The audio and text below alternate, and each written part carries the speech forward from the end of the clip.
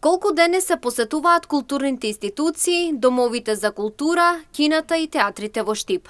Представи секојдневно месечни програми во речиси сите културни институции во општините од источниот дел. На терен ги прашавме граѓаните во Штип, дали имаат време и колку често посетуваат театар или кино.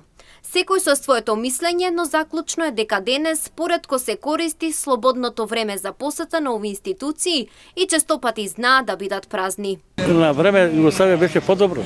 Сега е никој нема, никој не оде. Гледам некој пат отидам на театар, али нема никој. Народот веќе избегава, нема пари. И зимното, и лето, и зимно се одеше на кино. А сега нешто не слушам такви мобети.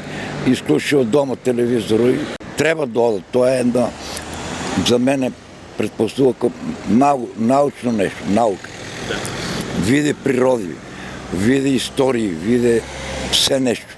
Според денешните истражувања, намален е процентот за посета на оваа гранка од една страна, а од друга страна постарите граѓани сведочат за едно поинакво време. Ред се чекало за да се влезе во кино. Велат тие, додавајќи дека за нив представува едно од најубавите доживувања. Порано одеме, инаку киното преку една вечер. 20 динара, 20 собереме си, идеш на први ред седеме се. Ке се степам, нема купуваме и фалшификат карти, уредуваме, улеваме киното. Лепеме. У театар исто така. Имаше плаката надбор, имаше истакнати вечер кои се дава филмови, од колку сата до колку имаше од таа страна на реката. Десната страна на реката и гледаш и извадаш ти карти. Имаше дружба, сега нема дружба, со кој народ ќе седе сега? Нема луѓе на страна. Луѓе нема. Кај киното што беше старото, вака беше народ тогаш. И од другата страна, и од оваа страна. Корзото одеше до Бриони, вамо и така. Имаше некоја активност, каква таква. Сега, дали компјутерите, дали телефоните, горе се паа, тоа не знам. Тоа време, винето, минето, тие каојските, тие ги гледаем повеќе. И Тарзан. Во минато за нас тоа представуваше добар разумно.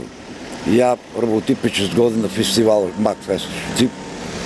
И тоа ми беше интересно, убаво. Современиот живот е една од причината за намалување на бројот за посетеност во ваквите институции. А дали ова е само случај во регионот е прашање кое се уште останува неодговорено.